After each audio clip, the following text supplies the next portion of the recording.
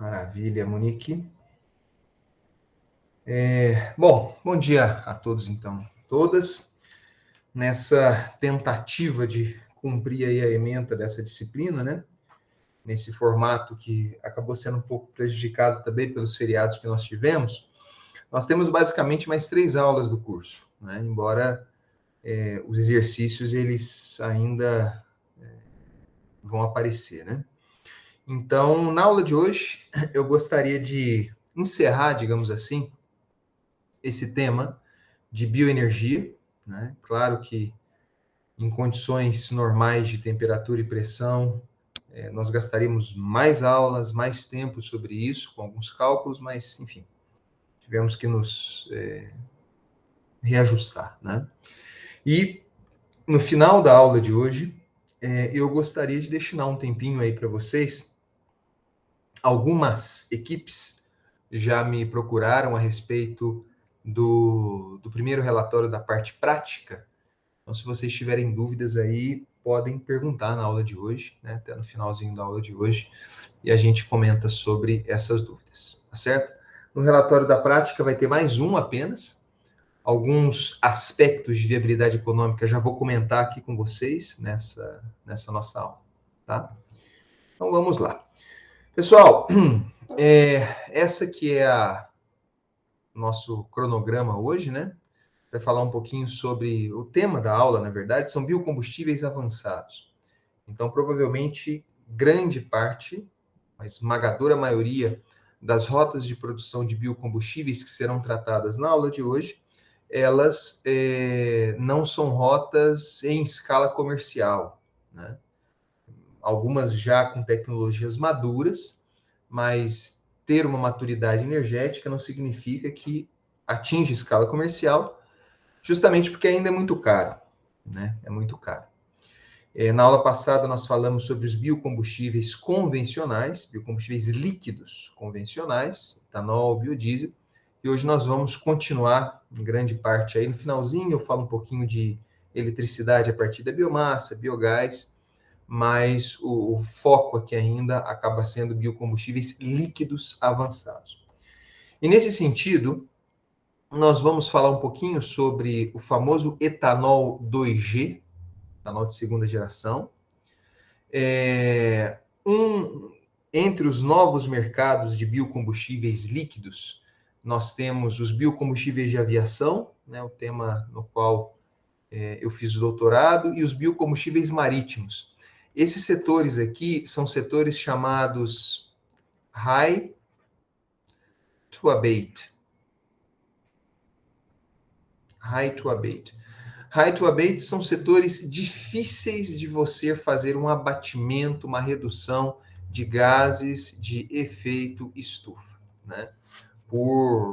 Assim, ainda é um desafio, né? E são setores que consomem bastante, principalmente o consumo relativo deles, né? O consumo específico, digamos assim, per capita ou por tonelada de produto transportado. Consomem até bem mais que o setor rodoviário.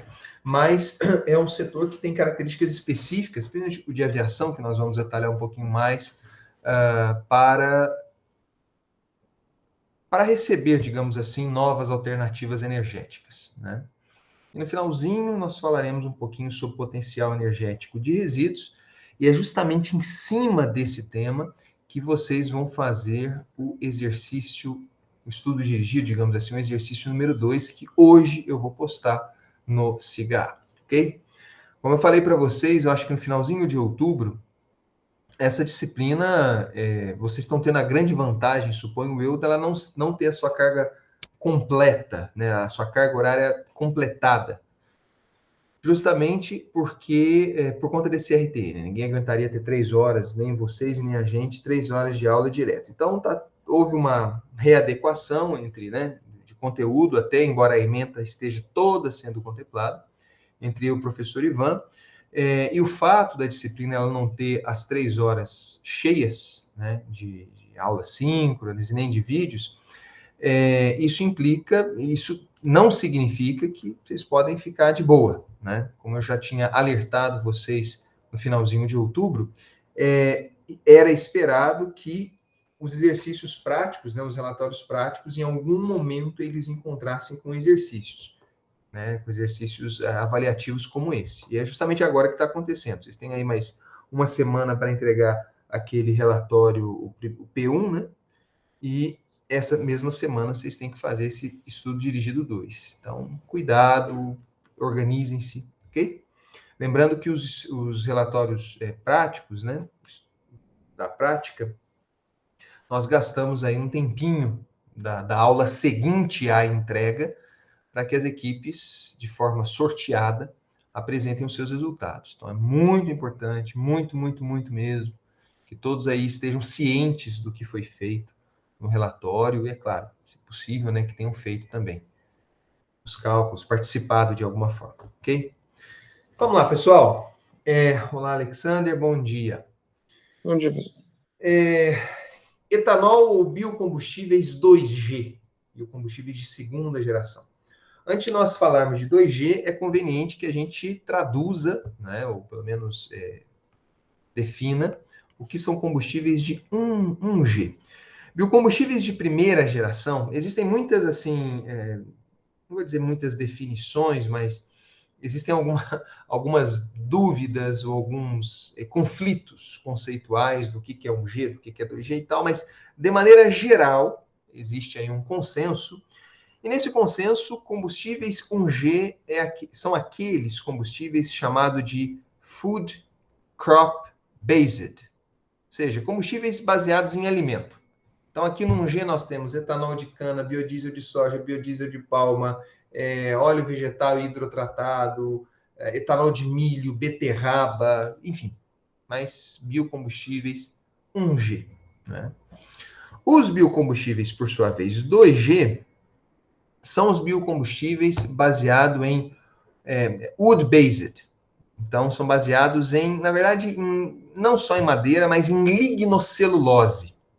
Né? Material lignocelulósico, que é a constituinte principal aí da madeira. Por isso que os combustíveis 2G estão sempre associados à madeira. Né? Mas podem ser resíduos agrícolas. Não precisa necessariamente ser madeira plantada, pode ser resíduos agrícolas. Existem duas rotas básicas de se produzir biocombustíveis líquidos, na maior parte, de segunda geração. Nós temos a rota termoquímica.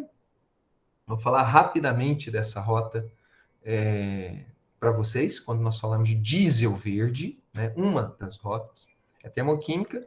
Então, nós temos aqui a pirólise. A pirólise ela forma um bioóleo, né? A pirólise, digamos assim, é a reação termoquímica, então tem muito calor, né? Numa atmosfera extremamente deficiente em oxigênio. Então aí você produz gases, dos quais você pode gerar biocombustível, e na pirólise, principalmente se for pirólise rápida, você acaba favorecendo. Pirólise rápida porque a reação termoquímica ela é muito rápida, né? E altíssimas temperaturas, altíssimas no sentido de 800, 1.500 graus. E na pirólise, principalmente se for rápida, você acaba gerando um material oleoso, um líquido, que costumeiramente nós chamamos de bioóleo, cuja composição ela é muito variável. Em softwares de processos químicos, como por exemplo o Aspen, é até difícil você representar. Existem estudos sobre como representar a composição química do bioóleo, para vocês terem uma ideia. E tanto os gases provenientes da pirólise, quanto o bioóleo, eles podem sofrer o que nós chamamos de upgrading. Você pode, por exemplo, injetar hidrogênio, produzir biocombustíveis e assim por diante. Especificamente no caso da gasificação, também é uma rota termoquímica, e a gasificação, ela não é uma oxidação parcial, entre muitas aspas, isso daí que eu estou falando. Né? Então, a atmosfera deficiente em oxigênio, né? Você produz ali um conjunto de gases que tem uma composiçãozinha pequena de CO2, mas você produz hidrogênio, você produz CO, e esses gases, a partir da gasificação, podem sofrer um upgrading também. Né? E nesse upgrading é da onde você tira os biocombustíveis. Só para vocês terem uma ideia, né, de rotas termoquímicas, né? Nós temos a pirólise, então a atmosfera bem deficiente em oxigênio, a gasificação, uma atmosfera so-so, né? a participação do oxigênio é pequena, mas não é tão assim zerada quanto a pirólise. E nós temos a combustão, que é a queima, né? Que é o que a gente faz todo domingo assando uma carne, digamos assim. E na combustão, você tem, aí sim, é bastante oxigênio, você tem uma oxidação total, praticamente, da matéria, né? A gente sabe que não é 100% total, mas a grande composição é o CO2. Então, só para vocês terem uma ideia no que contexto eu estou falando. Por outro lado, nós temos as rotas bioquímicas, que utilizam aí micro-organismos, enfim, reações bioquímicas. E dentre as reações bioquímicas, nós temos aqui a chamada hidrólise enzimática, que é uma das principais rotas utilizadas para produzir, por exemplo, o etanol de segunda geração, que é justamente sobre o qual eu vou falar hoje aqui, né, rapidamente. Eu sei que tem alguns aí que participam do programa PRH 16 e já estão doutores aí nesse assunto, ok? Bom, só para recordar um pouquinho que nós falávamos na aula passada. Para você produzir etanol, e eu já estou especificando o etanol, porque você pode produzir outros alcoóis que eventualmente podem ser até utilizados como biocombustíveis, mas pegar esse contexto do etanol, né? Para você produzir etanol, o etanol nada mais é do que uma fermentação de açúcares. Tendo açúcares, você fermenta, já é uma reação milenar, você gera o álcool, né? Fermentação de açúcares. No caso de materiais lignocelulósicos, sendo um dos principais representantes, a madeira, né? Que nós temos um desenho talvez de uma cana de açúcar, e ele está utilizando aqui como... Cadê aqui? Ele está utilizando como exemplo, né, de lignocelulose a folha da cana-de-açúcar. Então, são folhas, né? Essas folhas, elas são compostas por células vegetais, lembrando aí do cursinho, né? E essas células vegetais, a parede dessas células vegetais, ela tem mais ou menos essa composição, essas fibras aqui, né? Onde nós temos fibras de celulose envoltas por hemicelulose e ligadas, ou melhor, até separadas, cimentadas entre si por um material, digamos assim, chamado de lignina. Eu sei, existe uma tecnologia hoje de enzima que tem a capacidade de transformar esta celulose em glicose. Inclusive, a composição da celulose é exatamente de glicose. E glicose são moléculas de açúcar. Quando eu fermento essa glicose, eu tenho álcool.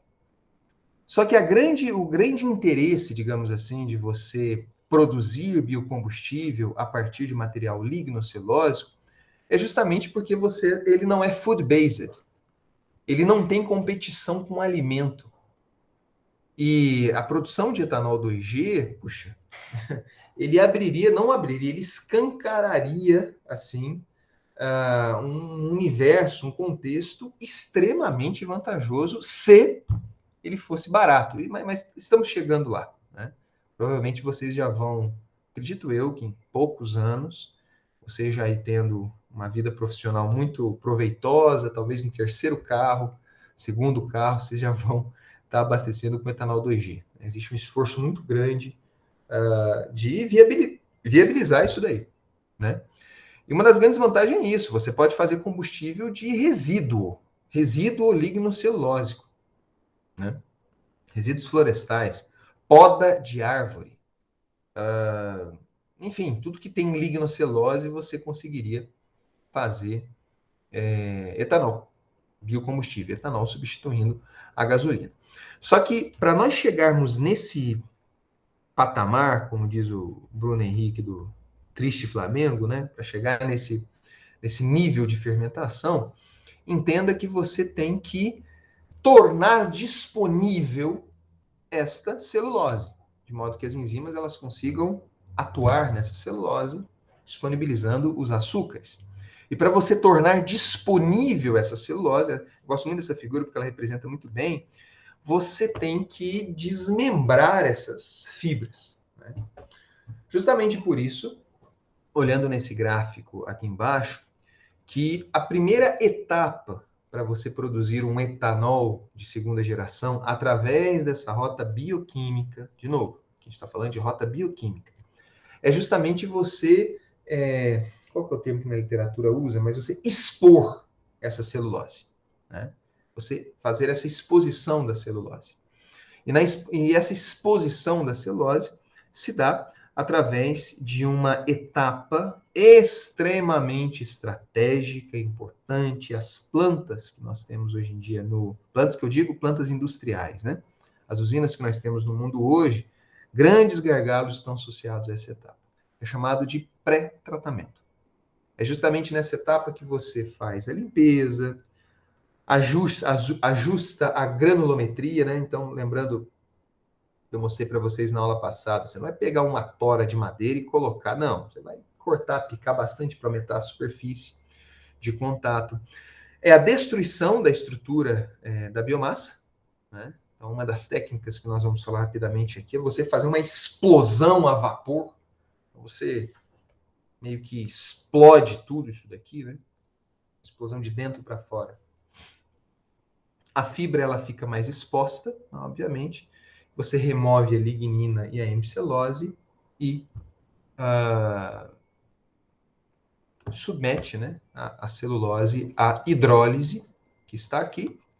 Nessa etapa da hidrólise, você tem a geração de açúcares, fermenta, e aí sim você tem, né, o álcool, o etanol, o tão sonhado etanol. Isso daqui existem alguns rendimentos, né, bem interessantes que nós temos hoje em indústrias já em escala industrial, plantas de 2G já em escala industrial. Você vê que é uma coisa bem vantajosa, né? Então, no bagaço de cana, por exemplo, nós temos aí a geração de mais ou menos 400 litros, o potencial, né, de geração de 400 litros de etanol por tonelada de bagaço de cana em base seca. Considerando que o etanol aí, ele tem ele tem uma umidade de mais ou menos 45, 50%, então nós poderíamos falar que a produção o potencial, o rendimento de etanol por tonelada de bagaço seria algo em torno de 200 litros de etanol por tonelada de bagaço em base úmida, né? 200 litros por tonelada de bagaço. Nós conseguimos gerar numa produção 1G, claro que as coisas não são diretamente comparadas, porque a matéria-prima ela é diferente, né? Mas cerca de 80 litros de etanol por tonelada de cana. Então, existe um aumento, não sei se vocês vão lembrar na nossa última aula, geralmente, em termos assim de tonelada de matéria-prima, ou por hectare que seja, né? Exatamente esse gráfico que eu queria que vocês recordassem, vocês olhem aí nos slides anteriores, mas considerando o potencial da biomassa lignocelulósica que vem junto com a cana, né? O bagaço, a palha, você tem um aumento de produtividade de uma usina, né? Cerca de 40%, 30%, 40%. Então, é uma coisa bem interessante, né?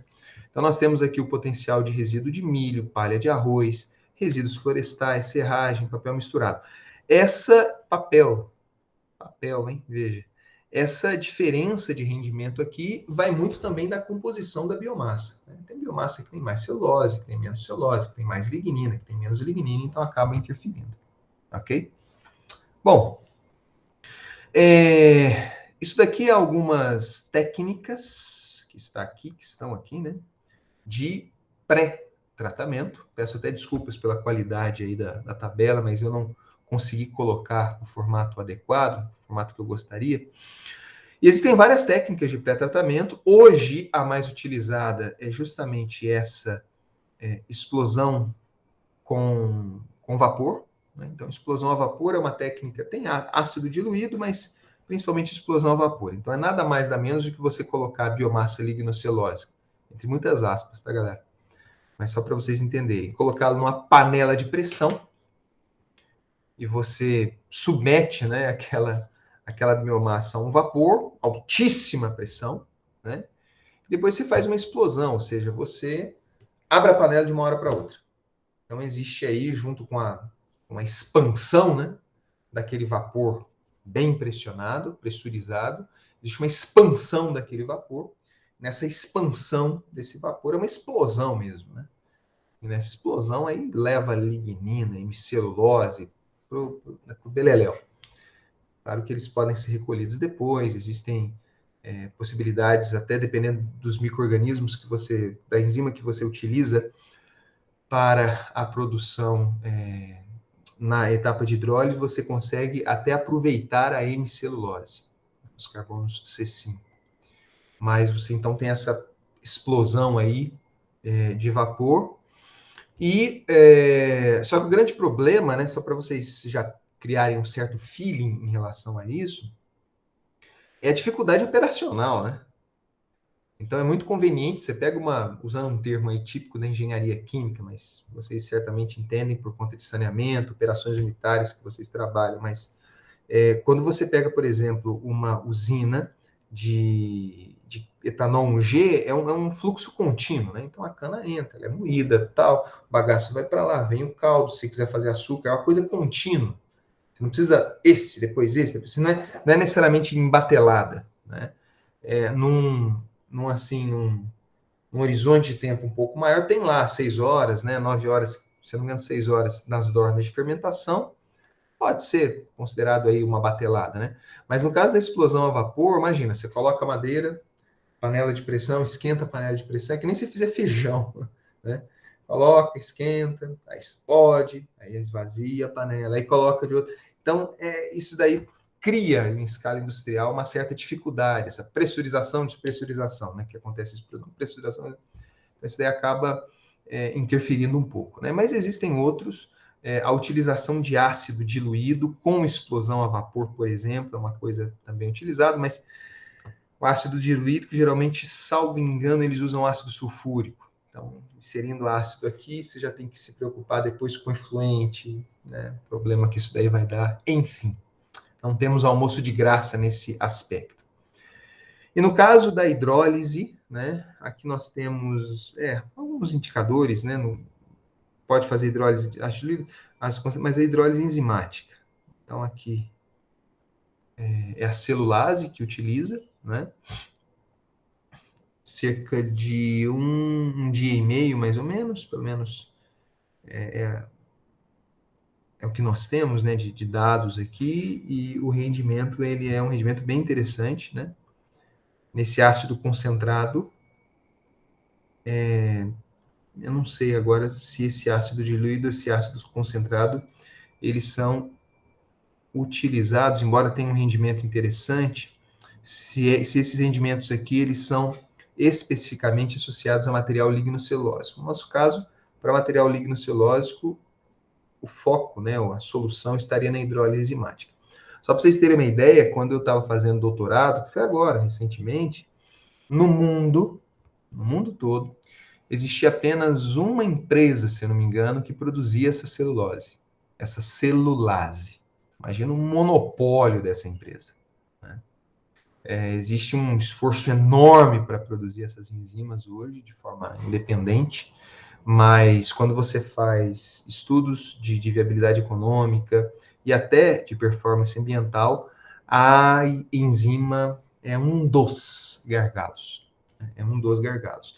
E essa enzima, dependendo de como é feita a separação, ela, se tiver muito ácido, se tiver, ela acaba sendo prejudicada.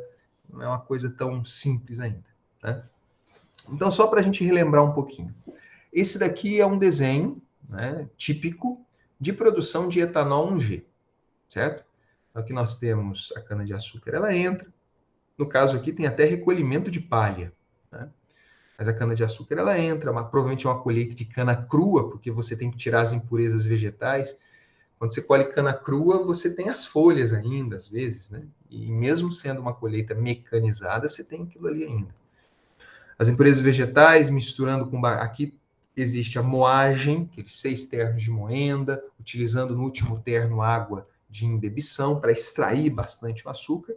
E uma vez extraído o açúcar, nós temos o bagaço, que é muito utilizado nos processos de combined heat and power, ou seja, processos de cogeração. Essa eletricidade, esse vapor, abastece toda a planta, gerando até eletricidade excedente para a rede. Mas os açúcares, uma vez aqui, eles podem seguir um ou outro caminho, ou os dois, simultaneamente, né? A produção de açúcar desse lado e a produção de etanol desse lado. Aqui, no caso, eu chego até a etanol anidro, que é misturado na gasolina, passando por um processo de desidratação. Então, isso daí nós tínhamos visto claramente, espero eu, na última aula. Na onde que entraria, eventualmente, uma produção de etanol 2G numa planta integrada? Integrada, certo? É possível você trabalhar com uma planta que nós chamamos de standalone, ou seja, uma planta só de etanol 2G. As duas plantas que existem no Brasil, e a Raízen já anunciou no início desse ano, não início, mas no meio desse ano, que ela vai investir em mais 3 nos próximos anos. As duas plantas são standalone. Nós temos uma planta em Alagoas, uma planta em Brotas, no interior de São Paulo, Alagoas abastecida full palha, a palha da cana-de-açúcar que vai para lá. Em ambas, no caso de Brotas, eu acho que é palha, bagaço, pode ser resíduo de madeira também. Mas a escala não é tão grande, né? Se não me engano, são 80 mil metros cúbicos ano, mas nunca chegaram nem na metade dessa capacidade. É muito caro e até então, que eu saiba, né, um dos principais clientes dessa planta era o mercado americano, né? Lá eles têm, agora no Brasil está começando a ter isso, mas lá eles tinham na Califórnia metas, né? Programa da Califórnia, metas específicas de volume de etanol 2G que obrigatoriamente deveria ser consumido no país. Justamente uma forma de fomentar, né, a produção, enfim. Mas veja como é que fica interessante isso daqui. É claro que aqui é uma planta autônoma, então ela só produz etanol. Nós temos aqui destilado, um típico processo autônomo 1G. Então, limpeza da cana, moagem, suco, né, na onde que você gera a torta de filtro, a concentração aqui para fazer a fermentação, a destilação e a desidratação. Se eventualmente eu fizesse uma planta 2G integrada a uma planta 1G, a matéria-prima da planta 2G é um material lignocelulósico. Então, vou buscar na onde que tem um material lignocelulósico. Então, aqui existe um mix, né? Na verdade, mix não, mas um share, né? Onde você recolhe a palha, mistura com bagaço. Então, aqui você tem um material lignocelulósico. Parte deste material lignocelulósico vai para a cogeração, a caldeira, e parte dele sofre o pré-tratamento. Então, nós temos aqui um pré-tratamento, várias técnicas, né? Nesse pré-tratamento, existe aqui a celulose toda, né, aberta lá e tal, disponível, digamos assim. Só que é uma mistura de celulose com lignina, por isso que o produto que vem para cá é a chamada celolignina, aonde você faz a hidrólise enzimática que transforma a celulose em açúcares, glicose. Então aqui nós temos o licor de glicose, que aí é misturado com o açúcar do suco lá da cana, né? A cana moída. E aí você faz a fermentação, né? Chamo a atenção para vocês o seguinte: na hidrólise enzimática existe uma parte sólida que é justamente a lignina, né? Que não vai sofrer nenhum ataque das enzimas. E esses resíduos sólidos eles acabam ajudando aqui, eles abastecem, digamos assim, esse processo aqui de cogeração, né? Neste pré-tratamento, especificamente, existe uma parcela de xilose, né? Açúcares que têm apenas 5 carbonos. Nessa parcela de xilose, que é a composição, grande parte da composição da hemicelulose, pode ser separada aqui. Esses açúcares C5, eles podem, de certa forma, sofrer algum ajuste de pH e tal, e dependendo, né, se for possível, isso aqui é o melhor dos mundos que eu estou apresentando para vocês, utilizar micro-organismos que fermenta açúcares C5, você tem aqui também um ganho, né, de produção de álcool. Eu não só estou... Se aqui não houver, né, a fermentação do açúcar C5, esse C5 aqui, né, existem muitos estudos de utilizar esses açúcares C5, xilose, por exemplo, para fazer produtos químicos, né? Ou eventualmente até fermentar ele num reator anaeróbio, gerando biogás e abastecendo aqui com calor e geração de eletricidade combinada. Tá? Mas se for possível, e existem muitos estudos nesse sentido, você fermenta esse açúcar C5 e na fermentação você gera o álcool, né? Passa aqui pela destilação, enfim. Então isso daqui é uma rota, digamos assim, combinada, né? Integrada. Eventualmente, se houvesse a planta standalone, ela seria basicamente isso daqui, ó. Né? Isso aqui, ó. Tá. É uma planta standalone.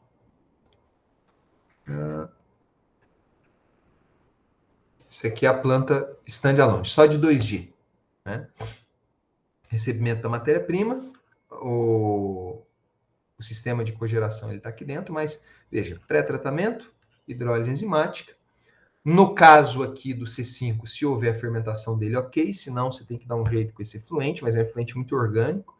Você pode pegar esse C5 aqui e levar ele para um reator anaeróbio, né? Um biodigestor anaeróbio, gerando biogás. Tem muitos estudos em relação a isso já, né? Certo? Dúvidas, comentários em relação à produção de etanol 2G? Giovana, ficou claro aí agora? Produção de etanol 2G? Ficou sim. Mas sobre a hemicelulose, você falou que tem como, né, ela também produzir o etanol 2G. Sim. A hemicelulose, sim. Aí ela também seguiria o mesmo processo de pré-tratamento? Não. Aqui no pré-tratamento, boa pergunta, Giovana. Aqui no pré-tratamento, está entrando aqui dentro, né? Dentro desse reator de pré-tratamento aqui, está entrando a celulose, a hemicelulose e a lignina. Certo? Está entrando tudo junto aqui dentro. Com o pré-tratamento, você deixa a celulose mais exposta, a hemicelulose, grande parte dela já é separada aqui. Então, o que vai para a hidrólise enzimática é uma mistura de celulose com lignina. As enzimas, elas atuam apenas na celulose. Então, atua apenas na celulose, gera esse licor, né, esse líquido. A lignina geralmente está no estado sólido, né? Então, essa borra aqui, ela acaba sendo separada aqui. Certo? Certo, ficou claro. Obrigada. Perfeito. Algum comentário a mais? Alguma dúvida? Curiosidade? Então, se não me engano, o pessoal que vai fazer, na parte prática, né? Já falando da parte prática, o pessoal que vai fazer o estudo, né? A performance ambiental do etanol, se eu não me engano, na letra D ou na letra E, na última letra ali das questões que eu faço, né? Eu sugiro, né? Para que seja feito uma análise da performance ambiental do etanol 2G. Se eu não me engano, do etanol 2G. Não sei se eu trabalho com integrado, não me lembro agora do exercício. Né? Então, existe uma abinha ali na calculadora do etanol 2G. Qual que é a grande vantagem, já dando aí uma dica forte da resposta, né? Mas qual que é a grande vantagem de trabalhar com matéria-prima residual? Residual. É porque nessas calculadoras de pegada de carbono, geralmente eles utilizam o que nós chamamos de abordagem atribucional. Então você tem, vou fazer um desenho rápido aqui. Então você tem um ciclo de vida, né? As etapas do ciclo de vida. Vamos pegar no caso da cana de açúcar, etanol de cana, né? Então, você tem a etapa agrícola, a etapa industrial e a etapa de transporte do etanol, né? Você faz a performance ambiental desse etanol aqui, ó, que está sendo entregado no posto, né? Para o etanol 1G, você tem que considerar a pegada de carbono de todo o ciclo de vida, né? As emissões lá na etapa agrícola, as emissões industriais, do transporte, ok. Isso daí, e aí você faz uma alocação, né? Quando a calculadora já faz isso automaticamente. Quando você produz etanol e eletricidade, existe ali uma alocação energética, né? Na porta da usina aqui, né? Na porta da usina. Qual que é o percentual da carga ambiental? Entenda a carga ambiental nesse contexto, nesse conceito, como sendo pegada emissões, né, gás de efeito estufa. Qual que é a carga ambiental que vai nas costas do etanol e a carga ambiental que vai nas costas dos outros subprodutos, os coprodutos. E essa divisão, esse julgamento, o etanol fala que tantos por cento das emissões da etapa agrícola é culpa dele e tal. O critério utilizado aqui, pessoal que fez a CV comigo sabe, é um critério energético. Então, você contabiliza o que sai de energia em termos energéticos na porta da usina, aí você divide, olha, tantos por cento de energia sai do etanol, então é culpa do etanol, tantos por cento, né? Então é isso. Agora, quando é matéria-prima residual, desculpe a insistência, mas residual, o ciclo de vida, numa abordagem atribucional, de maneira geral, ele fica assim: etapa industrial e etapa de transporte, né? A etapa agrícola praticamente não é considerado. E essa abordagem ela entende da seguinte forma, né?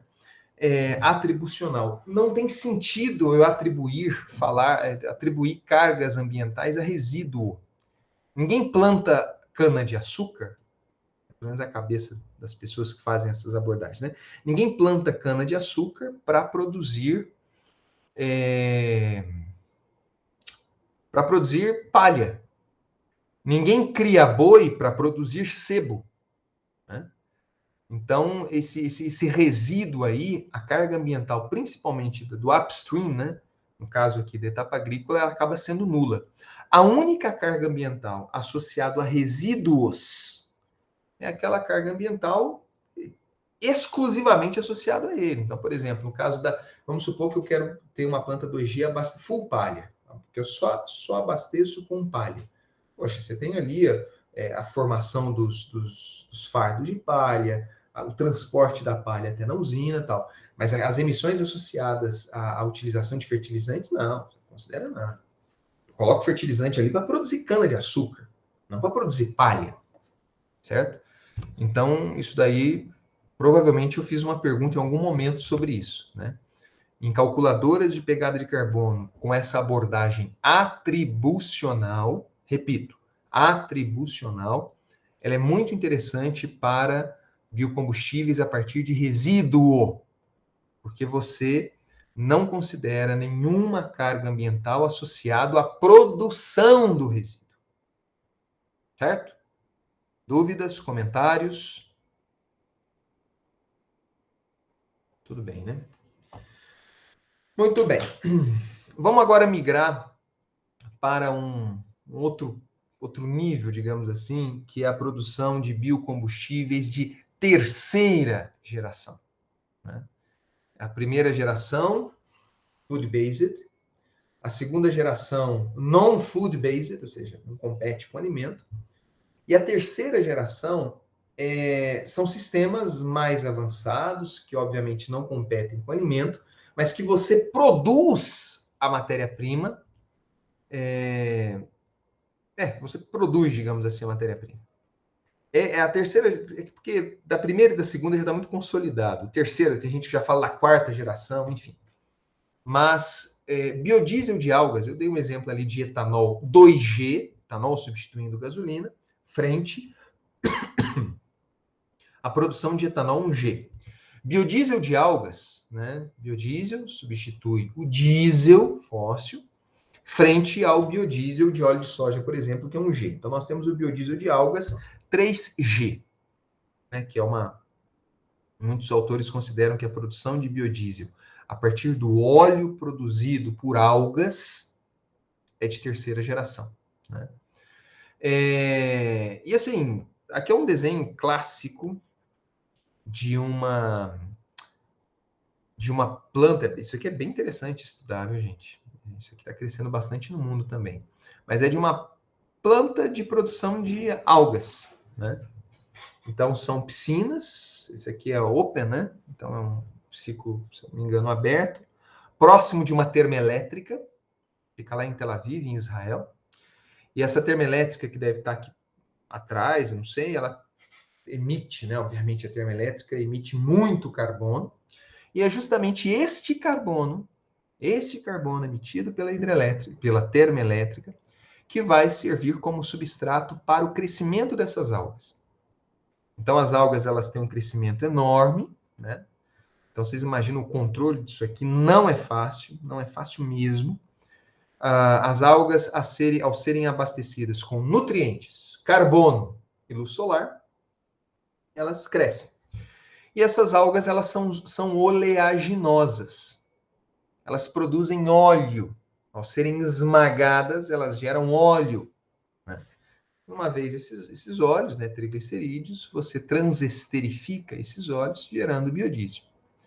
O que chama atenção na produção de biodiesel de algas é a elevadíssima produção de óleo. Certo? Maior até que as palmáceas, né? Aqui, ó, o biodiesel de Dendê. Então, litros por hectare ano. O grande problema de biodiesel de alga é justamente o controle. Então, você está controlando... tipo assim, criando bois, né? Você está controlando animaizinhos ali, bichinhos ali, para maximizar a produção de óleo, esmagar. Não é uma coisa muito fácil, né? Mas é bem interessante. Agora, um aspecto muito interessante no caso de algas também, isso daí nem tem até na RenovaCalc ainda, né? Mas isso daí acaba sendo uma discussão que se tem muito sobre a contabilização do carbono. Porque, veja bem, quando você faz a pegada de carbono, né? A pegada de carbono da produção de biodiesel de soja, então você tem de novo a etapa agrícola, né? A etapa industrial, onde você extrai o óleo de soja, e esse óleo de soja é levado para uma planta de biodiesel, e aqui você tem o biodiesel, né? E aí você coloca o biodiesel num caminhãozinho, né? Caminhãozinho e tal, e ele emite o carbono para a atmosfera.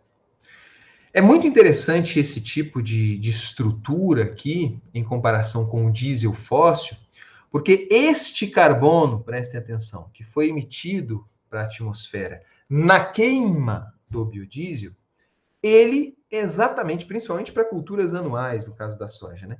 Ele é exatamente este carbono que foi absorvido pela soja para crescer. Fotossíntese, bioenergia. Então acaba sendo um cancelando o outro, né? É o que nós chamamos de carbono biogênico. Um cancela o outro. Ok? Geralmente, não é sempre, mas geralmente, no Brasil, nós consideramos essa um cancela o outro. Certo? O balanço acaba sendo neutro. Então, de fato, quando você pega um biodiesel, entre aspas, bem aspas, hein? Ciclo de vida é claro que não é neutro, porque você tem uso de diesel ali na etapa agrícola, enfim. Mas o carbono que é emitido na queima do biodiesel, ele acaba sendo neutro. Isso que eu quero dizer. Então, quando você pega um biodiesel cuja queima possui um carbono neutro, emite um carbono neutro, é uma coisa bem interessante. Você pegar um combustível que, ao ser queimado, emite um carbono que já estava na atmosfera e usar esse biocombustível no lugar de um diesel fóssil, cujo carbono emitido para a atmosfera ao ser queimado estava lá guardadinho no subsolo milhões de anos. Esse é o problema, né, do fóssil e do renovável, né? Então, só que eu fiz toda essa introdução, essa enrolação para falar para vocês de biodiesel de algas, neste caso específico e outros também. O carbono que essas algas estão absorvendo é um carbono fóssil. É um carbono proveniente de uma termoelétrica. Mas é uma beleza, né? Porque, afinal de contas, você está pegando um carbono de uma termoelétrica que iria de uma forma ou de outra para a atmosfera, né? Iria para a atmosfera. Só que você simplesmente está retardando essa emissão de carbono para a atmosfera. Porque você, no caso do biodiesel de algas, neste caso aqui, você está pegando esse carbono que não estava na atmosfera, né? Mas ele é proveniente de uma termoelétrica fóssil. Você pega esse carbono, você faz ali essa etapa agrícola, né? Essa plantação de algas aqui, e produz o biodiesel. Esse biodiesel, ele, ao ser queimado, emite CO2 positivo. Ou seja, você simplesmente está retardando, né? Esse CO2, ele iria para a atmosfera. Esse CO2 é fóssil, ele não é biogênico. Ele iria para a atmosfera de qualquer jeito. Só que ao invés dele sair na boca da chaminé, você tem um bypass aqui, né, bem interessante, e ele sai aqui lá no escapamento do carro, abastecido com biodiesel de algas. Então, inevitavelmente, esse carbono fóssil, de origem fóssil, ele está indo para a atmosfera. Então, existem muitas discussões de como que você poderia considerar isso, né? Numa perspectiva de ciclo de vida, num cálculo de pegada de carbono. Neste caso específico, uma das formas que eles fazem não é uma forma atribucional, é uma forma consequencial. Você considera que a queima do biodiesel de alga emite um carbono fóssil, como de fato emite. Então, ele é contabilizado, ele vai para a atmosfera como fóssil, né? Tantas toneladas, tal, como fóssil.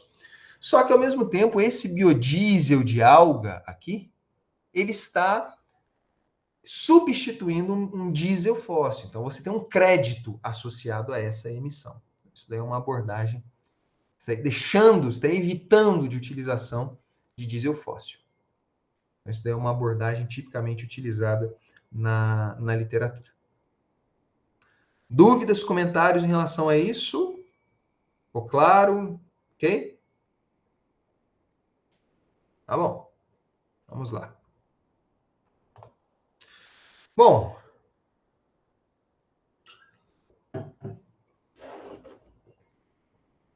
Vamos falar um pouquinho nesses próximos slides. Apresentei ali para vocês um combustível 2G, etanol, 2G, e um combustível 3G, biodiesel de algas. Vamos falar um pouquinho agora sobre dois setores high to abate, ou seja, é difícil você reduzir as emissões dele pelas características, né, desses setores. O primeiro desse setor é o setor de aviação, depois a gente fala rapidamente sobre o setor marítimo e encerramos a aula de hoje. Pessoal, o setor de aviação, ele é um setor muito difícil de você... ele está categorizado como high to abate, justamente... Aliás, por quê? Por que vocês acham que é um setor que é difícil você fazer o abatimento de emissões de gás de efeito estufa dele? Vamos lá, gente. Vamos ver se acordem aí quem não... Jéssica, você tem alguma ideia por que o biocombustível, o setor de aviação é um setor difícil para você fazer a transição energética?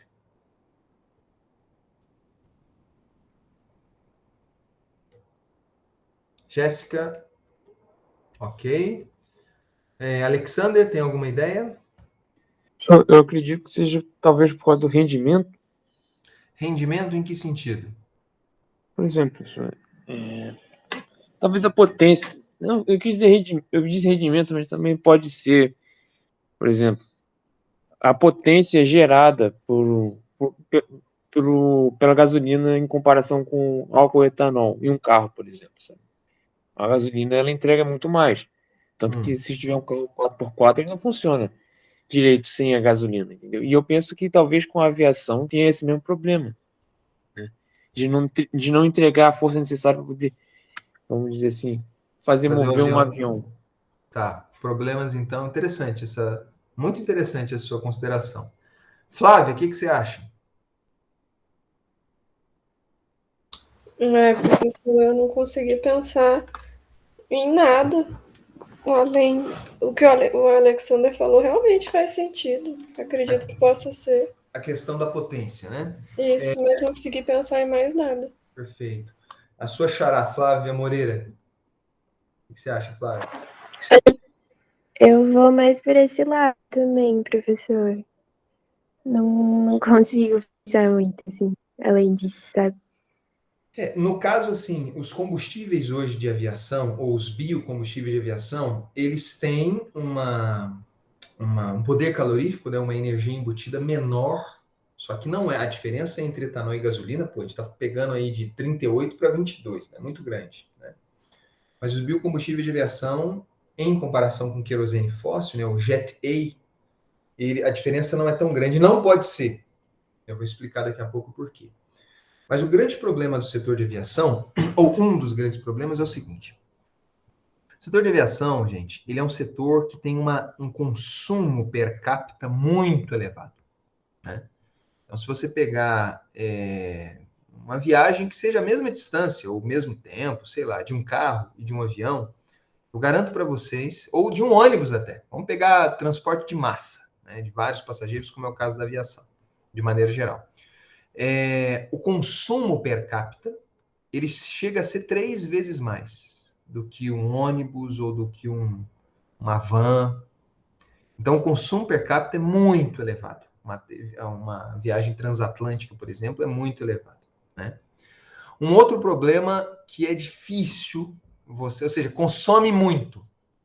É um setor que consome muito. Ele é difícil de abater porque você tem que ter, enquanto a gente está preocupado ali de encher o tanque do carro, para encher um tanque do avião, você tem que ter uma boa estrutura. Esse é um ponto. Segundo ponto, o setor de aviação, ele é um setor que tem um controle de qualidade, e não poderia ser diferente, extremamente rigoroso. Extremamente. Não sei se isso daí pode ser estendido para o setor marítimo, mas para o setor de aviação, com certeza. O setor de aviação, pessoal, tipo, até para fazer uma viagenzinha dentro do país, né? Deu pau, digamos assim, a querosene é batizada, não dá para você ficar encostando, né? Não dá. Então, assim, tem que ser um combustível com altíssima qualidade. Altíssima qualidade. Então, a questão da qualidade é um outro. Ele é basicamente esses dois pontos, né? Alto consumo e elevado controle de qualidade. Quanto maior o controle de qualidade de um possível substituto do querosene, do bioquerosene de aviação para o querosene fóssil, quanto maior a qualidade, mais caro às vezes, né, é para você produzir um biocombustível, né? Tem que passar por vários critérios, isso daí acaba encarecendo mais, né? E tem um outro aspecto também, né, só para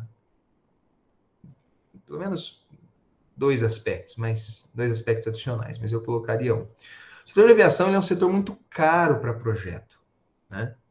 Ah, vamos fazer um motor de um carro aqui, vamos ver se tem um Fusca que funciona com água, tal. Poxa, é caro, mas você faz ali um motorzinho, testa no Fusquinha, tal. No caso do setor de aviação, os projetos eles são caros. Então, assim, para você pegar números antigos, né? Você fazer um Boeing 747, né? Assim, é um projeto bem arrojado, bem robusto, né? De modo que você não produza apenas um ou outro avião, mas que ele seja produzido em larga escala, em vários números, né? Em várias quantidades para valer a pena. Então, um setor assim, ele é muito caro, né? Em relação aos projetos. Adequar motores de avião para biocombustível de aviação, fora de questão, né?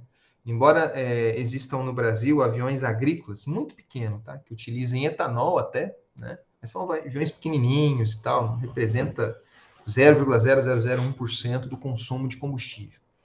Mas ele é um setor muito caro para projeto de inovação. Então, e outra coisa, falando de aviação internacional, o controle de qualidade, né? Ele tem que ser um controle de qualidade internacional. Porque o avião, por exemplo, ele sai de Guarulhos e pousa lá sei lá, em Barradias, em Madrid, né? Ele não vai com um tanque para ir e voltar. Ele vai com um tanque para chegar em Barradias, lá ele abastece e retorna. Então, assim, tem que ter uma qualidade muito bem controlada, né? Nos dois aeroportos, certo? Então, em função disso tudo, a transição energética no setor de aviação, ela acaba sendo bem complicada. Mas, mesmo assim, é um setor muito interessado em reduzir a dependência dos combustíveis fósseis, justamente porque ele é um setor muito sensível ao preço do combustível. Claro que não é todo dia, a gente não vem para EFEI de avião, né? Pelo menos que eu saiba, ninguém vem, ou de helicóptero, né? Mas nós estamos questionando aí o aumento acumulado da gasolina, que está na casa aí de 20%. A querosene tem mais de 50% o preço acumulado. É o custo do querosene, perdão, acumulado. Então, é um setor assim muito sensível ao preço do combustível, o que também para você promover, digamos assim, uma transição energética para o setor de aviação não é tão simples assim, né? Mas mesmo assim é um setor que falou, não, vamos encarar. A gente não quer ficar dependendo de querosene fóssil, nós temos interesse em reduzir as emissões de gás de efeito estufa, né? A redução per capita, se o consumo per capita de combustível fóssil é grande em comparação a outros modais de vários passageiros, a redução ela acaba sendo, se você conseguir, ela acaba sendo maior per capita, né? Então, existe desde aí de 2010, 2009, um movimento muito grande no mundo para produzir biocombustíveis, guardem bem este termo, mas biocombustíveis chamado de drop-in. Drop-in, né? Biocombustíveis cujas características das moléculas que compõem o biocombustível sejam bem semelhantes ao querosene fóssil. Carbono e hidrogênio, nada de oxigênio ali no meio, né? Sejam bem cadeias lineares, mas sejam bem próximos do querosene fóssil, de modo que não seja necessário uma alteração do motor e assim por diante, né? Então vocês podem perceber aqui, são dados, mas eu não coloquei aqui, dados mais atualizados da produção global de biocombustível de aviação. Então, em 2018, chegou na casa de 14 milhões de litros, mas isso daí está muito distante do que o setor consome de querosene, né? O setor ele consome quase 400 bilhões de litros. Está muito, muito distante, mas, como vocês podem ver, existe aí um crescimento absurdo, né? Desde 2011, se vocês tiverem interesse em dados mais atualizados, eu sugiro que vocês entrem nesse site aqui, ó. Desde 2011, eles atualizam todos os dias esse site. Nós já tivemos mais de 300 mil voos com algum biocombustível de aviação. 6 bilhões de litros já estão aí em contratos futuros, né? Existe uma projeção que em 2025, 2% mais ou menos do total de querosene de aviação, ela vai ser substituída em 2025 por bioquerosene. E quando se você eventualmente tiver uma ideia genial aí, né, para produzir biocombustível de aviação, alguma rota tecnológica diferente e tal, saiba que você vai ter que, junto com essa sua ideia, tem que vir algo em torno aí de mais ou menos $1 milhão, porque esse que é o valor, acho que até mais, para você submeter este seu combustível a partir da rota tecnológica que você inventou, digamos, né?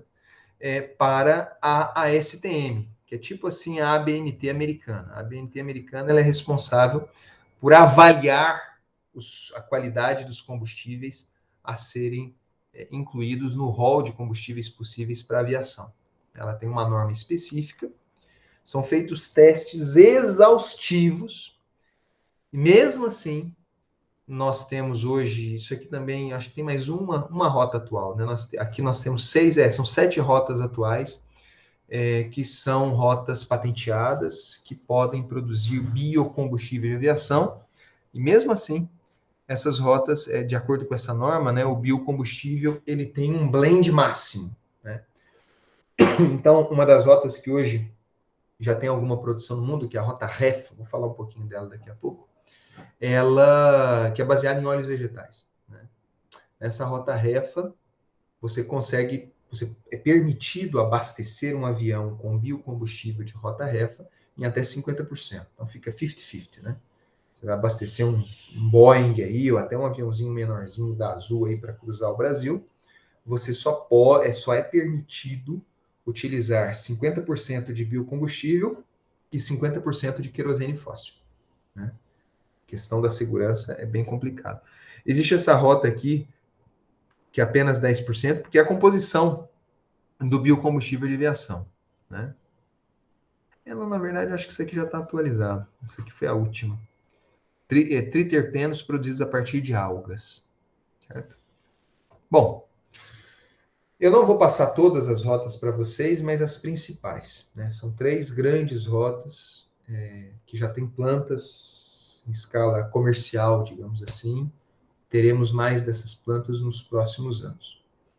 A primeira rota de produção de bioquerosene de aviação, vocês podem ficar questionando, pô, professor, mas você está falando de bioquerosene, mas focando na tecnologia, você vê que não produz só bioquerosene. Mas é uma rota chamada de hidrotratamento, né? O hidrocraqueamento. É a rota REFA. Aqui, ó. REFA. Hydrolyzed Esters Fatty Acid, uma coisa assim, eu não me lembro do significado aqui. Mas é uma rota baseada em óleos vegetais, né? Então, você tem óleos vegetais, pode ser óleo residual, como de sebo, pode ser óleo de fritura, ou pode ser óleo de soja, de palma, que seja, né? Óleos vegetais. E esses óleos vegetais, você hidrotrata, né? O que é o hidrotratamento de óleos vegetais? É você injetar hidrogênio nos óleos vegetais, né? De forma catalisada, né? Tem catalisadores específicos. Injeta hidrogênio, esse hidrogênio ele vai, como vocês podem ver nessa reação aqui, né? Então nós temos aqui o triglicerídeo, você injeta hidrogênio, nesta reação aqui de hidrogenação, tá vendo aqui, ó, de 33 veio para 35. Então isso significa que as duplas ligações elas são quebradas. Você tira uma dupla ligação, então o carbono precisa de mais hidrogênio, pelo menos 2 hidrogênios. Duplas e triplas ligações são quebradas, né? Então você já tende ali a ter uma cadeia linear. Você injeta mais hidrogênio para tirar essa cabeça aqui, ó, né? Enfim, desse produto aqui sem linear, né?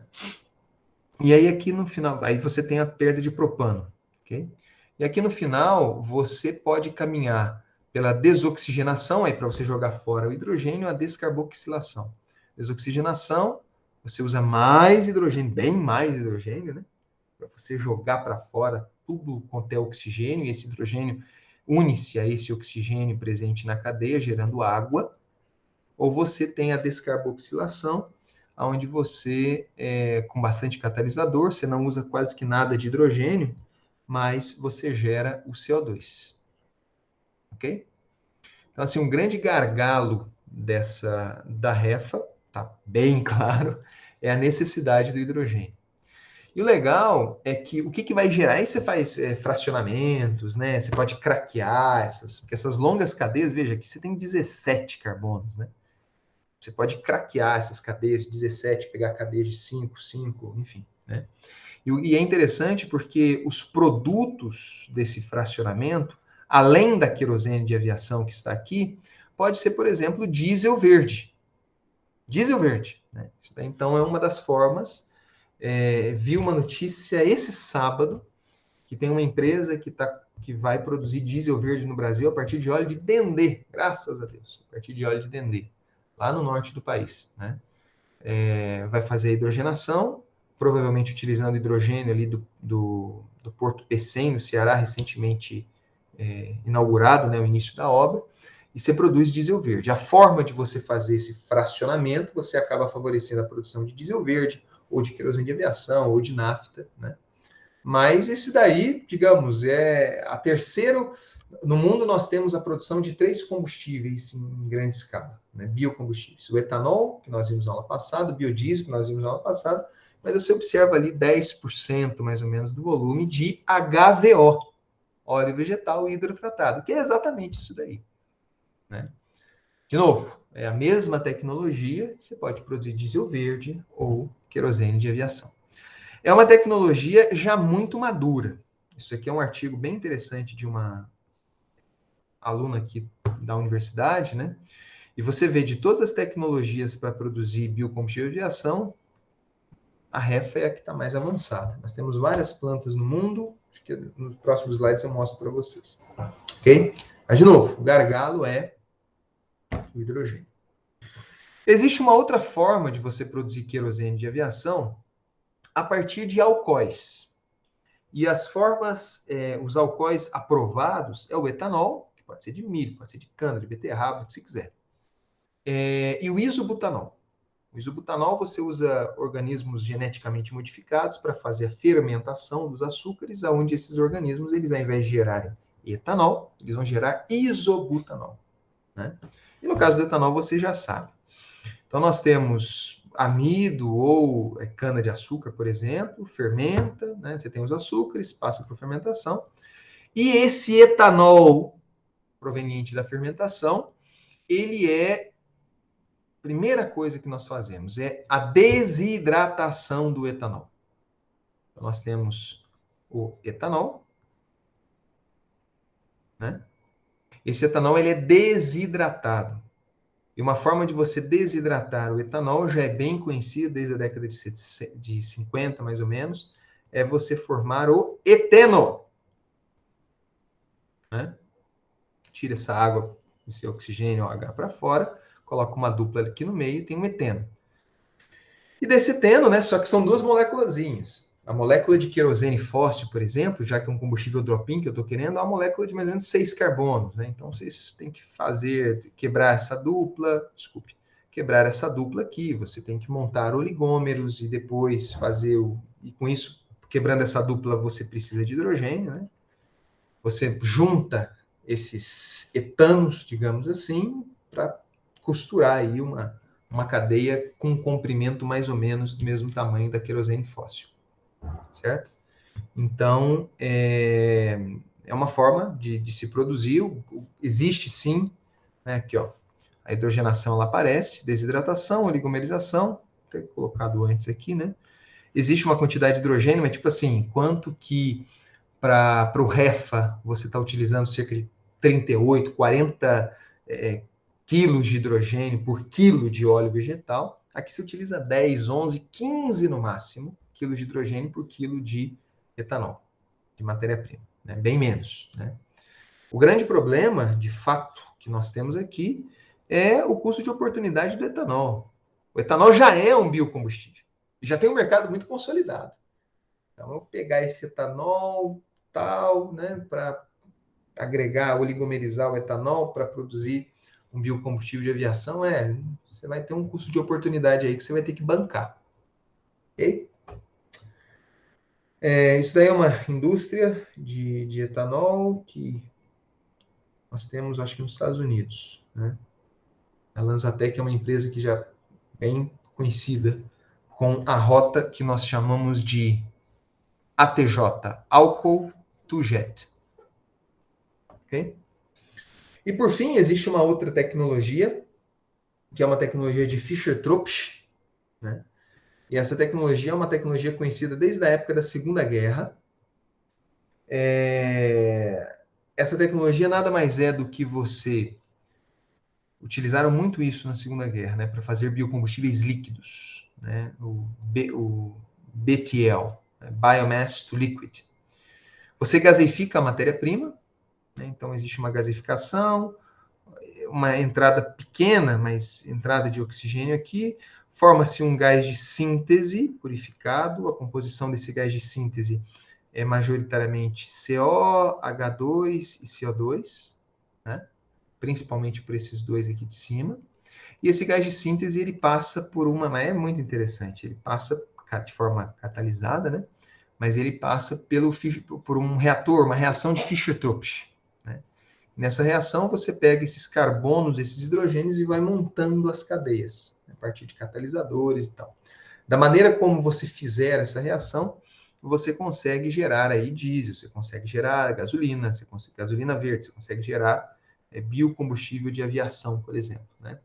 O que é bem interessante nessa rota Fischer-Tropsch, vamos falar de vantagens e desvantagens. O que é bem interessante nessa rota Fischer-Tropsch. Você muitas vezes, na purificação desse gás de síntese, você consegue gerar, você tira uma parcela desse hidrogênio, que é um puta combustível, né? Queima esse hidrogênio, utiliza a energia desse hidrogênio para abastecer toda a planta. As plantas de Fischer-Tropsch, geralmente, elas são autossuficientes. Esse hidrogênio que você necessita para o ATJ ou para o REFA, né? Na Fischer-Tropsch, não. Você não precisa de hidrogênio externo. Não precisa. Né? Ela mesma produz o seu próprio hidrogênio. O grande problema do Fischer-Tropsch, toda a rota termoquímica é assim. Ela tem que ser muito... O process design dela, né? O design de processo, tem que ser muito bem fechadinho. Porque ela é termoquímica. Então, você tem ali uma troca de calor muito forte. Você tem que aproveitar. Ela precisa de calor e gera muito calor, né? E o que nós vemos nas rotas, nas plantas Fischer-Tropsch é que ela acaba se tornando viável, ambientalmente falando, sempre vai ser, porque ela não precisa de quase nada de fora, né? Em ACV, tá uma beleza. Só que ela se torna viável economicamente em grandes escalas, né? E a matéria-prima dela, né, é basicamente lignocelulose. Então, quando você trabalha com Fischer-Tropsch baseado em resíduos, pensa bem. Porque o problema do resíduo é justamente porque ele é pulverizado. Então, um pouquinho de resíduo de eucalipto aqui, de poda de árvore aqui e tal. E Fischer-Tropsch tem que ser uma planta grandona, gigantesca. Entendeu? Então, a questão de logística acaba prejudicando um pouco. Certo? Dúvidas, comentários, curiosidades? Aí nós temos algumas plantas no mundo, né, operacionais, ou... Se você vê aqui, depois vocês podem ver, mas grande parte delas são plantas que eles maximizam a produção de diesel verde, tá? O querosene de aviação, ele acaba sendo secundário. Em verde escuro, as plantas, tá tudo vendo? Refa, ó. Praticamente refa. Quase todas refa, né? Isso é uma apresentação de 2015. Mas existe aqui no Brasil, né, essa CIP, que foi feita pela Emires, mas muito caro. Bom, isso daí é um gráfico que eu acho bem interessante, porque quando começaram a falar de biocombustível de aviação, foi feito um documento, né, eu não tenho a referência dele aqui, mas depois eu posso passar para vocês. E esse documento, ele analisou quais seriam as rotas, considerando o grande potencial brasileiro, né, de até exportar biocombustível de aviação, quais seriam eventualmente as rotas para a produção de biocombustível de aviação, as rotas mais interessantes. E nós temos, aqui é um gráfico bem legal até, tá?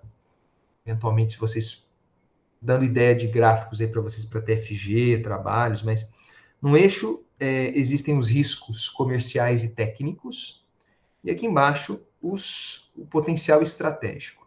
Certamente, quanto a rota tiver mais nessa direção aqui, né, mais próximo daqui, melhor, porque significa que ela está associada a baixos riscos potenciais, a baixos riscos técnicos ou comerciais e alto potencial estratégico. E o que nós observamos é que você pega aqui a rota REFA, né? Exatamente uma aqui, ó. Essa rota REFA, ela aqui é de óleos vegetais e é um valor médio, né? Se você pegar o óleo de palma, por exemplo, o REFA do óleo de palma, ele é o melhor que está aqui, ó. O de óleo de soja está aqui, porque o óleo de soja produz muito pouco por hectare. E já tem um destino no mercado muito bem consolidado. Né? Então, eles pegaram uma média e ficou aqui. Mas em termos de risco, potencial e técnico, ganha de todo mundo. Aqui, olhando para esse lado, né, o que chama mais atenção é justamente essa rota... Opa! Essa rota 6 aqui, né? Que é o ATJ de etanol de cana. Né? Embora tenha um mercado consolidado, a produção é muito grande, tem área para expansão, e o grande problema que perde aqui em relação à REFA é que não a produção do etanol, mas a produção ATJ, a tecnologia ATJ, ela é mais nova que a tecnologia de REFA. Né? Mas se você vê em termos potenciais, os amarelinhos, né, embora estejam associados a riscos maiores, Não adianta, gente. É aqui, ó, o 11 e o 7. Olha qual que é a matéria-prima. Material lignocelulósico. Material lignocelulósico. Inclusive resíduos, né? Em termos residuais, eles são até mais interessantes que esses aqui, ó. Esses aqui, se eu não me engano, é óleo de fritura, refa, tá vendo? Tem um risco comercial, pegando da matéria-prima, né? Muito elevado. Um potencial também estratégico, muito porque se gera pouco, tal. No caso de material lignocelulósico, pode ser resíduo, mas pode ser madeira plantada também. Isso que foi vislumbrado. E agora, e esse gráfico aqui, ele foi montado, esse livro, se vocês tiverem interesse, né, em conhecer, esse livro está na editora Edgar Blusher, e ele é um livro open access. Você pode entrar lá e baixar esse livro, né? Quem se interessa, acho que vale bem a pena, porque esse gráfico aí, ele está lá no finalzinho do livro, ele é um resultado, se não me engano, de 8 encontros acontecido, se não me engano, em São Paulo, na Unicamp, que pegou a expertise do mundo todo e eles deram nota, olha, né, isso aqui vai, é melhor aqui, é melhor ali e tal, chegaram nesses resultados. Nos próximos slides, eu gostaria de apresentar para vocês, como foi um tema do meu doutorado, algumas informações associadas aos biocombustíveis de aviação. O primeiro deles aqui, ó, só para vocês terem uma ideia, isso aqui foram as rotas que eu utilizei no meu doutorado, né? Em vermelho, rotas baseadas em óleos vegetais. Em azul, rotas baseadas em etanol. Então, mesmo tendo etanol lignocelulósico aqui, né, wood, madeira, você tem uma destilaria 2G. E aqui embaixo, rotas baseadas em lignocelulósico também, mas é por Fischer-Tropsch. Eu estudei as mais importantes, Refa, ATJ e Fischer-Tropsch. Então, o grande interesse em biocombustível de aviação é justamente a redução de emissões. Nesse primeiro artigo, eu peguei, aí começa, né, as coisas. Eu peguei várias calculadoras, cada um desse pontinho é uma calculadora. É um método de calcular pegada de carbono. E um deles é o que vocês estão fazendo aí, ó, RenovaBio. Tá aqui, ó, primeiro, o verdinho, né? E eu rodei todas essas rotas aqui, de todos essas rotas, né? Nessas calculadoras e vamos ver qual que é a pegada de carbono. E é claro que, olha, você pegar aqui o refa de óleo de soja, olha a diferença de valores que você tem. Isso é muito comum porque as calculadoras, elas possuem métodos diferentes de calcular a pegada de carbono. É o grande dilema da análise do ciclo de vida, né? Mas, de maneira geral, você observa aqui que a produção de ATJ a partir de etanol de cana, os resultados acabam convergindo mais, independente da calculadora, né? Mas se você pegar os valores mais baixos, não adianta, né? Você tem Fischer-Tropsch, que é o campeão aí, justamente porque em quase todas as calculadoras, você tem uma planta bem autossuficiente, né? Você pega uma planta de etanol 2G, de etanol 1G, ela é autossuficiente em utilidades, em energia, em calor, eletricidade, mas ela demanda, sei lá, de enzima, ela demanda levedura, ela demanda aqueles insumos químicos para purificar o caldo e assim por diante. Certo? Então, mas de maneira geral, esse daqui, o resultado já é o percentual de redução. Então, já estou comparando a redução em função do querosene fóssil. Você vê que quase todos, exceto esses triângulos, essas calculadoras consequenciais, né, que são os triângulos cinzas, estão acima de zero. Ou seja, em vez de você reduzir, você acaba aumentando. Grande problema que nós temos nos biocombustíveis avançados. Custo. Custa-se muito, é caro. Aqui nós temos o preço mínimo de venda que vocês vão calcular no último relatório, o segundo relatório, que é o último, né, da prática, vai ser o próximo, em comparação com o querosene fóssil, né? Então você vê que todos eles, inclusive óleo de fritura, hein? Você vê que é maior. É maior que a média, aqui em linha contínua tem a média dos últimos 5 ou 10 anos, eu não me lembro, em linha pontilhada os máximos e mínimos nesses anos. Você vê que é sempre maior. Então é caro, né?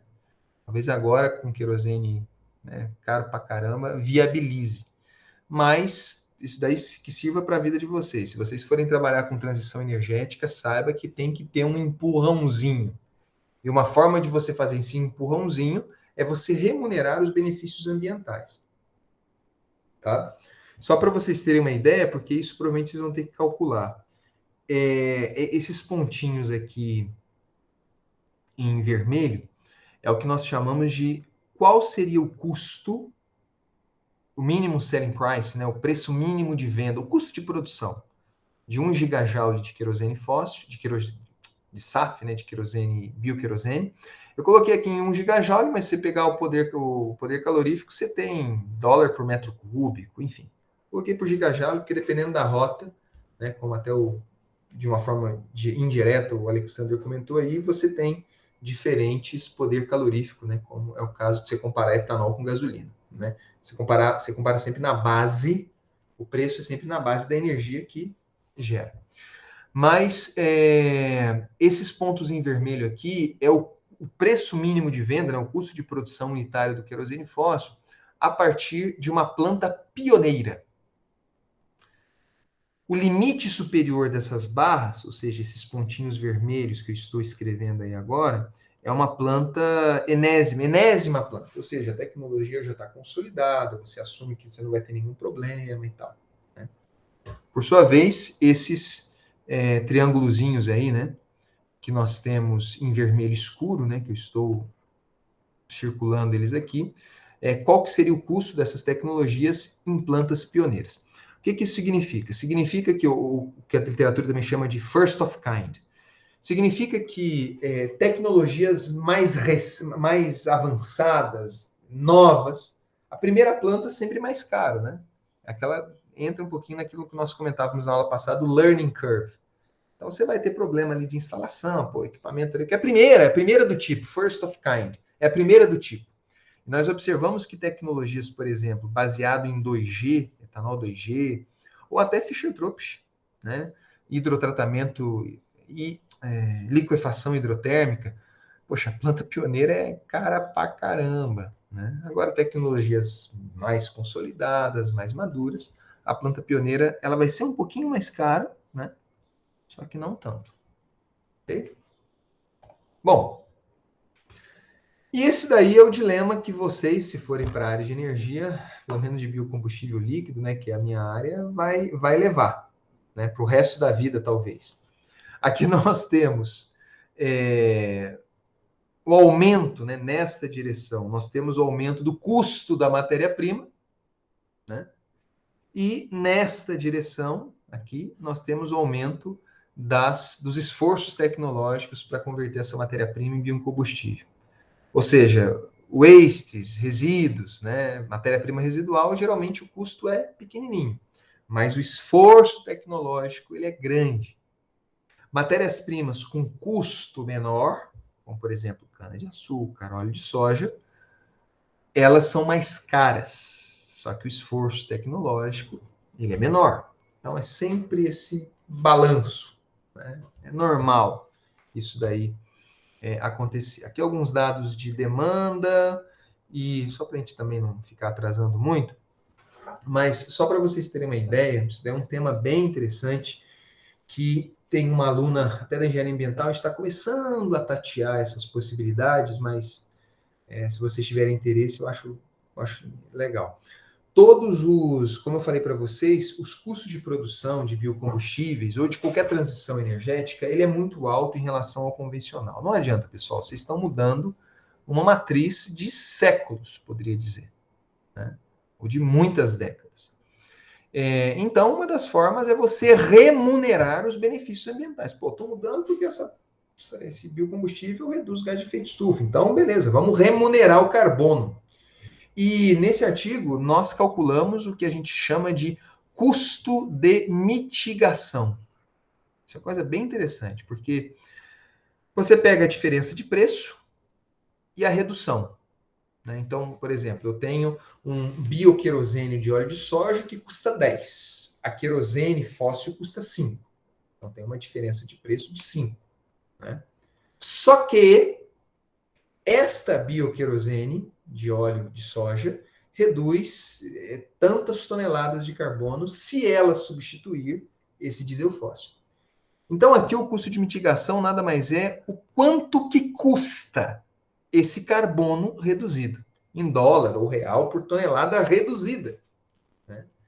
E quando você joga esse custo num fluxo de caixa, você vê, olha, esse carbono ele tem que ser, se você pagar o carbono, o benefício ambiental que a minha tecnologia está, meu fluxo fecha, fica elas por elas, né? E nessas curvas de oferta que eu fiz aqui, elas, foi uma hierarquia, eu calculei o custo de mitigação de todas essas tecnologias, e nesse custo de mitigação, né, do mais barato para o mais caro, você vê que as matérias-primas residuais, elas geralmente têm um custo de mitigação muito, muito baixo, justamente porque os biocombustíveis de resíduos, essa diferença, esse delta aqui acaba sendo menor. Ele não é tão caro quanto você pegar um óleo refinado de soja. E além disso, naquele cálculo que você faz de pegada de carbono, a redução de um biocombustível a partir de resíduo, ela é muito elevada, ela é alta, né? Então, o custo de mitigação ele acaba sendo bem pequenininho, porque no numerador a diferença não é tão grande, no denominador a diferença é enorme. Então, o custo de mitigação acaba sendo bem pequenininho. Porém, resíduos, não adianta, pessoal. Resíduo é resíduo, não vai gerar muito, né? E aqui no eixo X, só pegando o primeiro gráfico aqui, no eixo X é justamente o volume de biocombustível de aviação conseguiria gerar. Então você vê aqui, ó, que na linha tracejada em vermelho, isso daqui é o consumo de querosene de aviação para voos internacionais que saem do Brasil. E você observa que até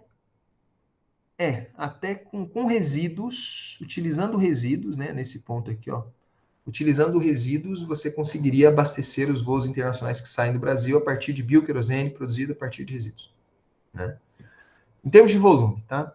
Agora, a demanda total brasileira, aí você precisaria de, talvez, de etanol 1G, né, como é o caso aqui. Ok? Isso daqui acaba um gráfico, né, dois gráficos para a gente finalizar essa questão de biocombustível de aviação, acaba sendo bem interessante. Acaba sendo bem interessante pelo seguinte. Nessas barras, nesses pontos aqui, ó, em preto, é o custo de mitigação associado a essas tecnologias de biocombustível de aviação. E essas barras cinzas, elas mostram o range, a variação desses custos de mitigação em função de uma análise de sensibilidade. Então, esse custo menor aqui é considerando que a matéria-prima ela custa 50% mais barato, a escala da planta é muito grande, o transporte é praticamente nulo, enfim, você vai reduzindo, né? São os menores custos que eu consegui no meu modelo. Esse aqui por suas vezes, são os maiores custos. E então aqui nós temos nessas barras os custos de mitigação. E nessas linhas aqui coloridas, né, que estão aqui embaixo, é o custo do carbono no mercado de carbono. Então você vê assim que de maneira geral, tirando aqui o óleo de fritura, tá? Mas de maneira geral, pessoal, assim, para uma Boeing da vida, por isso que sofreu bastante com a pandemia, Boeing não, mas para uma companhia aérea, uma TAM, sei lá o quê, é muito, mas muito mais vantajoso ela comprar créditos de carbono no mercado, que está num preço de 1 a 50, ao invés de pagar aquele carbono reduzido a utilizar o biocombustível de aviação. Só que a grande crítica que tem sido feita em relação ao mercado de carbono é que existem muitas dúvidas sobre a efetividade dessa redução promovida pelo mercado de carbono. Então, assim, para deixar uma coisa bem esdrúxula, né? É tipo, olha, gente, eu vou pagar ali para plantar uma meia dúzia de árvores lá no deserto, sei lá no meio da Tanzânia, né?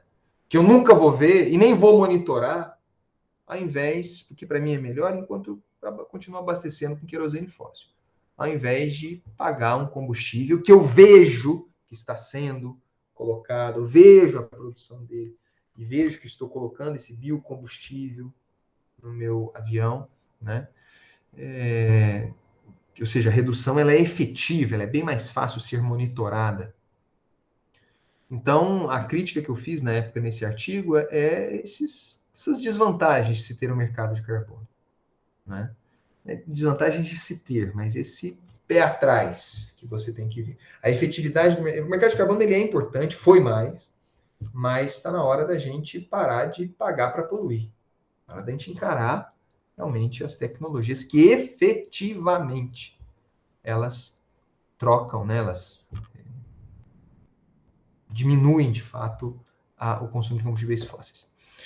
Isso daqui é apenas um gráfico, né, de também um dos artigos nossos, que ele, até agora aqui a discussão foi pegada de carbono, né? Vocês estão fazendo RenovaCalc para pegada de carbono. Mas existem outras categorias de impacto, né? Então eu peguei, na linha tracejada, a gente tem a performance ambiental do querosene fóssil, e na linha escura, né, no caso azul, verde, sei lá, a performance ambiental de outros biocombustíveis de aviação. Em cada um desses eixos, desse gráfico tipo aranha, é uma categoria de impacto. A gente tem aqui mudança climática, climate change, depleção de recursos fósseis, acidificação terrestre, toxicidade humana. Então, o que nós vemos é o seguinte, que de maneira geral, os biocombustíveis de aviação, eles têm uma emissão de carbono, tá vendo? Menor. Né? Então, são legal, vamos em frente, vamos produzir. Mas em outras categorias de impacto, como toxicidade humana, como geração de oxidantes fotoquímicos, geração de material particulado, no ciclo de vida acaba sendo maior. Né? Aqui no caso da soja usa muito agrotóxico, então isso é uma coisa que deve ser considerada. Ok? Isso daí é só um gráfico para vocês verem o potencial que o Brasil tem de biocombustíveis avançados. Só pegar aqui para vocês, né, dos que nós citamos hoje. Isso daqui é a oferta de gasolina em termos energéticos, tá? Por isso que eu coloquei no mesmo gráfico. Oferta de gasolina em 2019 no Brasil. Não peguei 2020 por causa da pandemia. Se nós pegássemos toda a matéria-prima lignosilósica no Brasil e submetêssemos ela à hidrólise enzimática, a gente conseguiria quase que abastecer a metade do que se consome em gasolina. Para combustíveis de aviação e plantas que maximizam a produção, plantas industriais que maximizam a produção de biocombustível de aviação, isso aqui é a oferta, né, o consumo total de querosene fóssil, em vermelho escuro. Mas olha aqui, se eu utilizar soja, ou utilizar palma, ou utilizar cana-de-açúcar, muito maior, né, do que principalmente cana e palma. Combustíveis marítimos aí combustível marítimo, a gente vai ver no próximo slide, dá para você utilizar óleo in natura, né? Bem maior também, e no caso do diesel, né? No caso do diesel, se eu pegar o que o Brasil tem de área para plantar palma, e desse óleo de palma eu produzir diesel verde, eu basicamente abasteço o que o Brasil produz, consome, né, de diesel fóssil. Certo? Biocombustíveis marítimos, apenas esse slide é de um report da COP muito legal. Eles têm feito muitos trabalhos com biocombustível marítimo. Acaba sendo o high to abate também, pelos mesmos motivos, ou quase todos os mesmos motivos de bioquerosene de aviação. E assim, das rotas que eles analisaram, pessoal, essa primeira aqui é a produção potencial. Então, utilização de óleos vegetais in natura, perfeito. Dá para abastecer e muito a demanda de biocombustíveis marítimos no Brasil. Se eu usar diesel hidrotratado, abastece e sobra. Se eu usar diesel, né, a partir de Fischer-Tropsch, mesma coisa. Biometanol, a partir de digestão anaeróbica, mesma coisa. Isso aqui é o diesel, alguma coisa com eletricidade, eu não me lembro. Essa daqui é a performance ambiental, então aqui em cima os combustíveis fósseis, principalmente esses dois aqui primeiros, né, utilizados hoje na navegação do Brasil. Então você vê que o potencial aqui é grande, né, de redução de gases de efeito estufa. Em relação a custos, né, nós vemos que o hidrotratamento de óleos vegetais ou a utilização de óleo vegetal in natura acaba sendo bem legal. Né? Claro que nenhum deles vai abater, né, vai bater até agora o HFO. O HFO é heavy fuel, é óleo e combustível. utilizado principalmente para grandes distâncias, né? Esse maritime oil, alguma coisa assim, é basicamente diesel marítimo, né? Certo? Bom, para finalizar, né, a nossa aula de hoje, abrimos aí para perguntas do projeto aí. Alguns dados sobre... Falei muito de biocombustível líquidos, mas não poderia deixar de falar de bioeletricidade, eletricidade a partir da biomassa, né? Então, nós vemos que no Brasil, hoje, existe aí 10% da potência instalada de termoelétricas baseia-se em biomassa, né? Grande parte bagaço de cana, que abastece as próprias usinas de cana. Mas nós temos gás de alto forno, que vem de aciarias, madeira, lixívia celulósica, que é um resíduo grande na indústria de papel e celulose, que abastece também bastante esse setor. Casca de arroz, aí, Giovana, ó. Tem algumas termoelétricas que utilizam casca, não os resíduos, né? Palha de arroz. Enfim, isso daqui, pessoal, esse gráfico aqui embaixo, é justamente o gráfico que mostra o grande potencial que existe aqui, pegando apenas, exclusivamente, o setor de açúcar e álcool, né? Então, nesse gráfico aqui, esse daqui é o setor de 2019, né, de açúcar e álcool, abastecido por bagaço.